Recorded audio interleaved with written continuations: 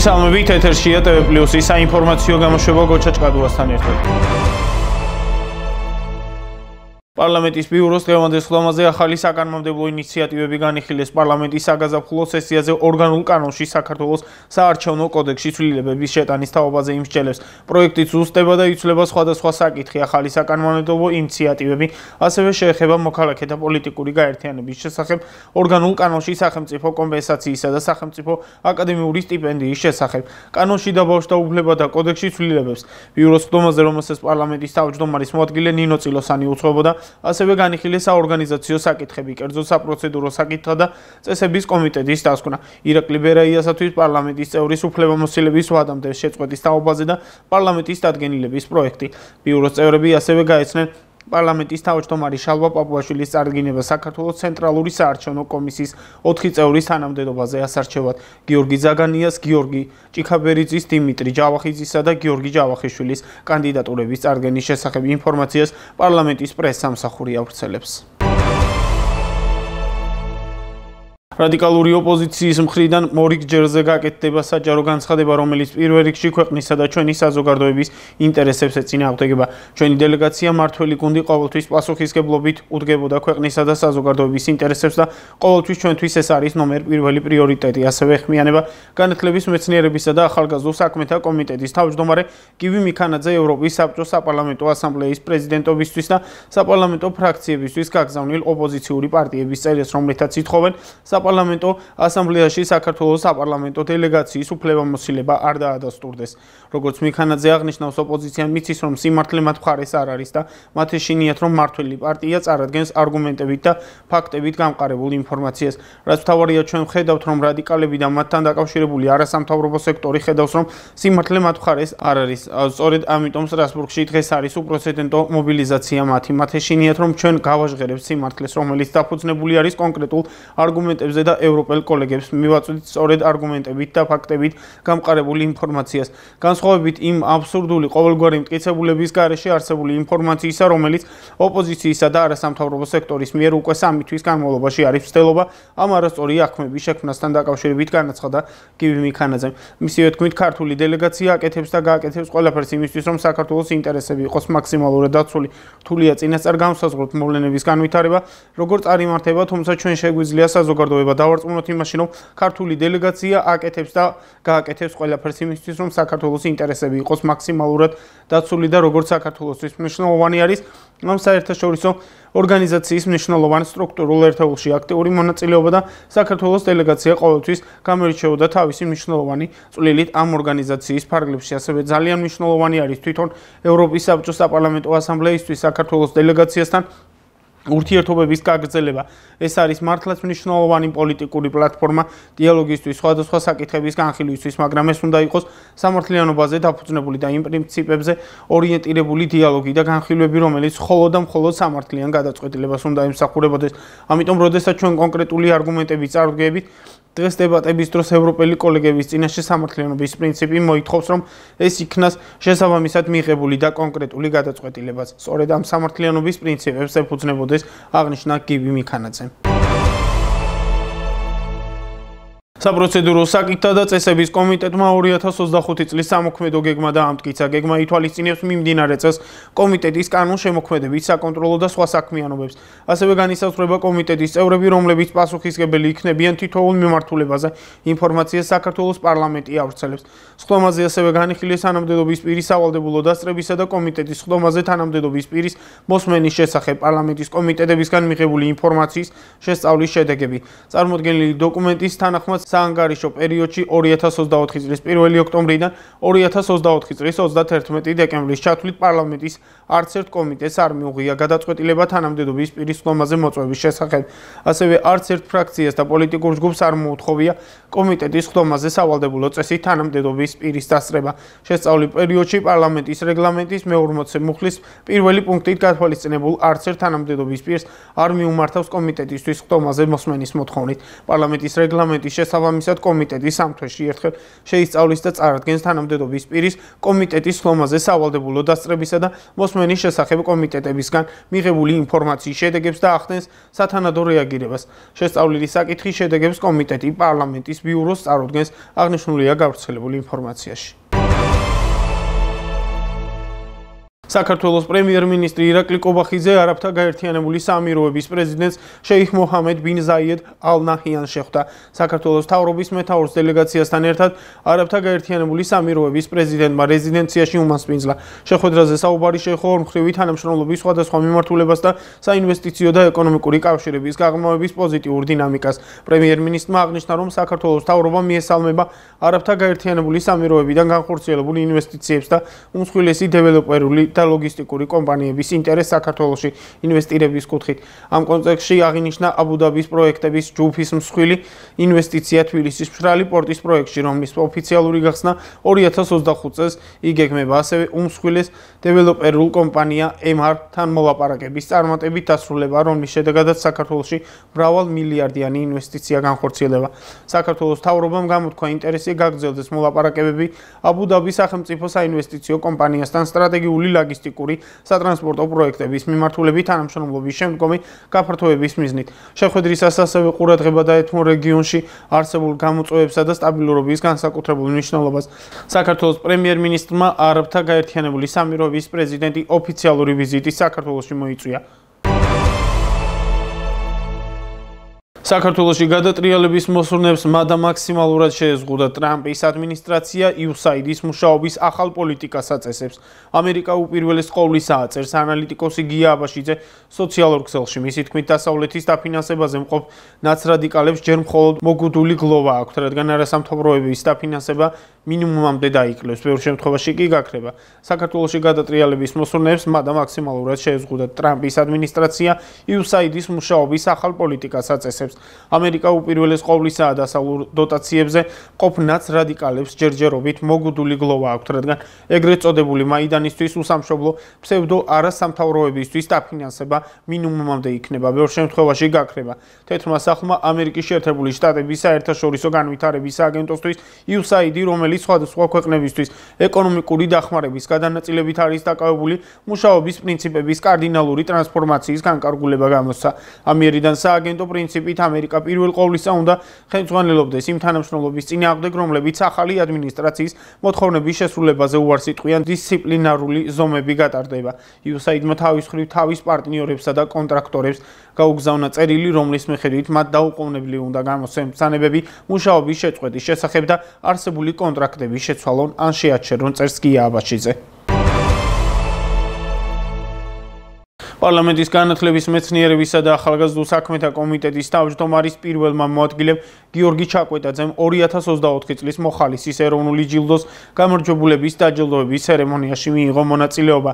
გიორგი ჩაკვეტაძემ ორ სხვადასხვა ნომინაციაში გამარჯვებულ მოხალისეებს ჯილდოები გადასცა და ღონისძიების მონაწილეებს სიტყვით მიმართა. მისი შეფასებით მნიშვნელოვანია მოხალისეების კიდევ უფრო მეტი მხარდამჭერა.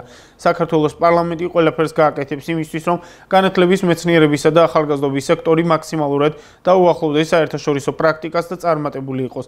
პარლამენტი მომავალშიც გააგრძელებს მსგავსი პროექტების მხარდამჭერას, ასევე ბევრი სიახლე გვექნება ამ კუთხითაც, განაცხადა გიორგი ჩაკვეტაძემ კონკურსის გამარჯვებულები ორ ასაკობრივ კატეგორიაში, მოზარდები 13, 18 და ახალგაზრდები 19-29 წლის გამოვლინდნენ. ჯილდოს სხვადასხვა თემატიკის შესაბამისად გადანაწილდა განათლება, ადამიანის უფლებების, სოციალური სფერო, მოხალისეობის განვითარება, სპორტი და ჯანსაღი ცხოვრება, გარემოს და თვითი მოხალისეობა და ასე შემდეგ. წლის საუკეთესო მოხალისის ეროვნული ჯილდოს ტრადიციის დამკვიდრების მიზანია მოხალისეობის მხარდამჭერა და წახალისება. საუკეთესო მოხალისეები საქართველოს მასშტაბით სპეციალურმა კომისიამ გამოავლინა. ღონისძიება პირველად 2020 წელს გაიმართა და მას შემდეგ ყოველწლიურად Helping Hands ორგანიზებითა და ახალგაზრდობის სააგენტოს მხარდამჭერით იმართება. ინფორმაციას პარლამენტის პრესსამსახური ავრცელებს. დღეს ევროსაბჭოს საპარლამენტო ასამბლეა ზამთრის სესიაზე შეიკრიბება სტრასბურგში. მმართველ გუნდს არაერთი შეხვედრა აქვს დაგეგმილი. სესიაზე ქართული დელეგაცია პარლამენტის თავმჯდომარის მოადგილის თეა წულუკიანის ხელმძღვანელობით მონაწილეობს. დელეგაცია შეხვედრებს 29 იანვრის ჩათვლით გამართავს.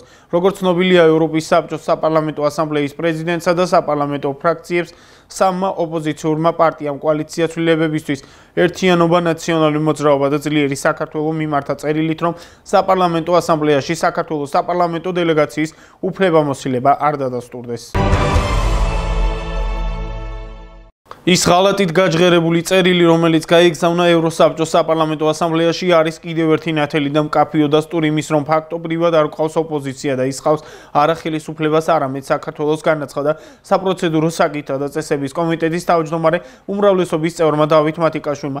ევროსაბჭოს საპარლამენტო ასამბლეა წარმოადგენს იმ პლაცდარმას, სადაც ჩვენი დელეგაცია ყოველთვის აქტიურად წარმოადგენდა საქართველოს იცავდა მის ინტერესებს. ოპოზიცია ცდილობს მაქსიმალურად დააზიანოს ჩვენი ქვეყანა. ის ღალატით გაჯერებული წერილი, რომელიც გაიგზავნა ევროსაბჭოს საპარლამენტო ასამბლეაში, არის კიდევ ერთი ნათელი და მკაფიო დასტური იმის, რომ ფაქტობრივად არ ყავს ოპოზიცია და ის ყავს არა ხელისუფლებას, არამედ საქართველოს. საქართველოში არჩევნები ჩატარდა და ეს არჩევნები ლეგიტიმიურად იქნა აღიარებული, ასე რომ არანაირი არსებითი საფუძველი იმისა, რომ საქართველოს შეურჩერდეს დელეგაციის წევრობა, არ არსებობს, აღნიშნა მათიკაშვილმა. 27 იანვრის ევროსაბჭოს საპარლამენტო ასამბლეა ზამთრის სესიაზე შეიკრიბება სტრასბურგში. მმართველ გუნდს დაგეგმილი აქვს არაერთი შეხვედრა, როგორც ცნობილია, ევროპის საბჭოს საპარლამენტო ასამბლეის პრეზიდენტსა და საპარლამენტო ფრაქციებს სამმა ოპოზიციურმა პარტიამ კოალიცია ცვლილებებისთვის ერთიანობა, ნაციონალური მოძრაობა და ძლიერი საქართველო მიმართა წერილით, რომ საპარლამენტო ასამბლეაში საქართველოს საპარლამენტო დელეგაციის უფლებამოსილება არ დადასტურდეს. რადიკალური ოპოზიცია, ისედაც არის გაერთიანებული, ისინი არიან ერთი კოლექტიური ნაციონალური მოძრაობა, განაცხადა საქართველოს პრემიერ-მინისტრმა ირაკლი კობახიძემ არაბთა გაერთიანებულ სამიროებში ჟურნალისტებთან. მთავრობის მეთაურის თქმით, მათი ერთიანობის მთავარი საფუძველი არის ის, რომ მათ ყავთ საერთო პატრონი, თუმცა ვერც ერთნაირად და ვერც ცალ-ცალკე მათ არავითარი წარმატების შანსი არ აქვთ, იმიტომ რომ საზოგადოება მიცის მათი წარსული აწყმო და შესაბამისად კარგად შეუძლია გაიზიაროს ის თუ რასთან შეიძლება იყოს დაკავშირებული ოპოზიციის თუნდაც რაიმე უმნიშვნელო წარმატება. შესაბამისად არც ერთიანობით და არც დაშლით მათ არავითარი წარმატების რესურსი არ აქვთ. ეს არის ის რეალობა, რომელსაც თვალი უნდა გაუსწორონ, აღნიშნა ირაკლი კობახიძემ. ლიბერალური ფაშიზმი არის ზუსტად ისეთივე, როგორც იყო ბოლშევიზმი. ერთი საუკუნის წინ განაცხადა საქართველოს პრემიერ-მინისტრმა ირაკლი კობახიძემ აბუ-დაბიში ჟურნალისტებთან. პრემიერის თქმით, საქართველოში დამარცხდა ბოლშევიზმი და დამარცხდება აუცილებლად ლიბერალური ფაშიზმიც. ეს არის ლიბერალური ფაშიზმი და ეს არის კატეგორიულად მიუღებელი, არის ორგანიზებული ქმედებები და ხელწერა არის აბსოლუტურად ერთი და იგივე. ჩვენ გვაქვს ერთ-ერთი მთავარი ამოცანა, რომ საქართველოში დავასრულოთ ლიბერალური ფაშიზმი. ნებისმიერ ასეთ ქმედებას უნდა დაუპირისპირდეთ და საზოგადოება უნდა დაუპირისპირდეს, რაც მთავარია ამ ყველაფრის თავი და თავი ლიბერალური ფაშიზმი, ეს იდეოლოგია უნდა დამარცხდეს. საბოლოოდ ჩვენს ქვეყანაში ეს იდეოლოგია არის ზუსტად ისეთივე, როგორც იყო ბოლშევიზმი ერთი საუკუნის წინ. საქართველოში დამარცხდა ბოლშევიზმი და დამარცხდება აუცილებლად ლიბერალური ფაშიზმის, განაცხადა პრემიერმა. ამერიკის საერთაშორისო განვითარების სააგენტო USAID უკრაინაში ყველა პროექტის გაჩერების განკარგულება მიიღო. ინფორმაციას უკრაინული მედია კიევში სააგენტოს თანამშრომლებზე დაყრდნობით ავრცელებს. მედიის ცნობით ეს მას შემდეგ მოხდა, რაც ამერიკის შეერთებული შტატების სახელმწიფო დეპარტამენტმა აუდიტის ჩატარების მიზნით უცხოური დახმარების პროგრამები 90 დღის შეაჩერა. გავრცელებული ინფორმაციის თანახმად USAID-ის დაფინანსებაზე დამოკიდებულმა ორგანიზაციებმა უკვე მიიღეს წერილები, სადაც საქმიანობის შეჩერების შესახებაა საუბარი.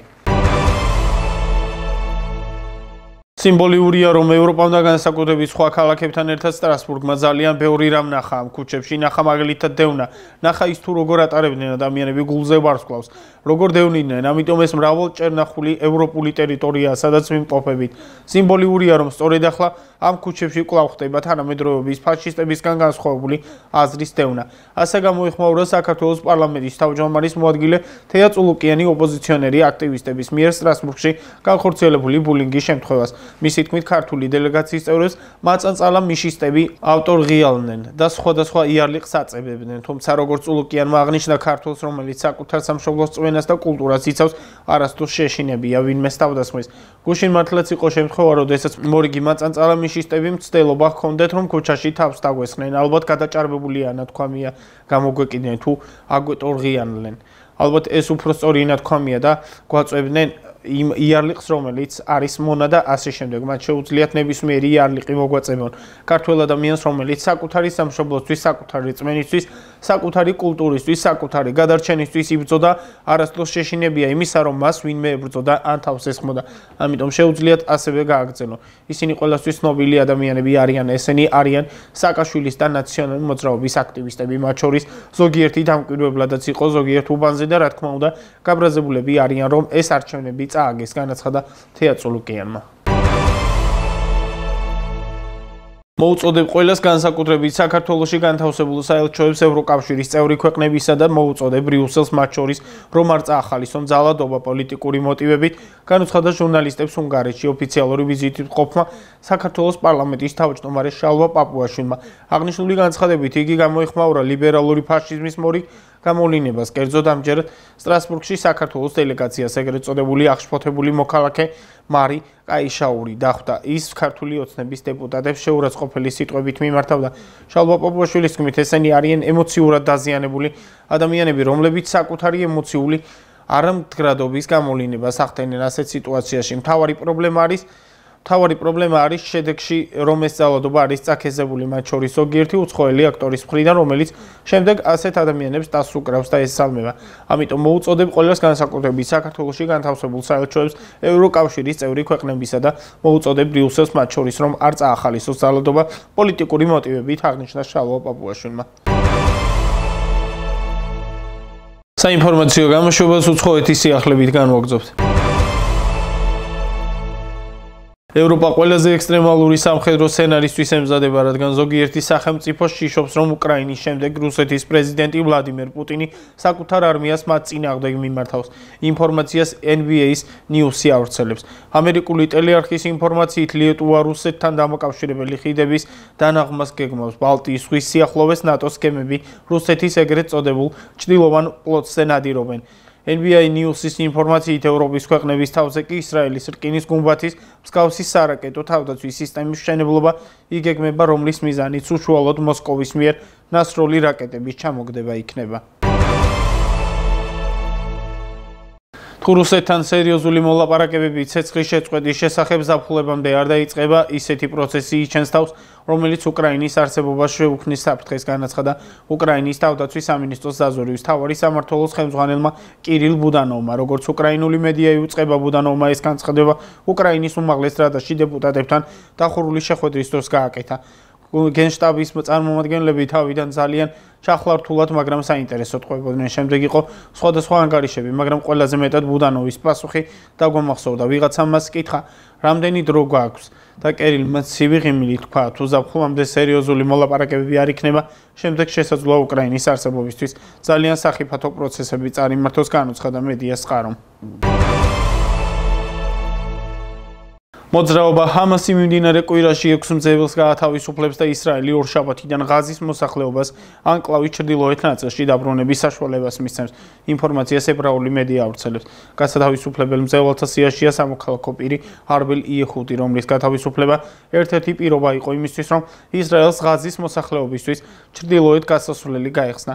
ცნობისთვის ცეცხლის შეწყვეტის, ასევე მძევლებისა და პატიმრების გათავისუფლების შეთანხმება ძალაში შევიდა 19 იანვარს, რის შედეგადაც 7 ისრაელელი მძევალი და 200-ზე მეტი პალესტინელი პატიმარი გაათავისუფლეს.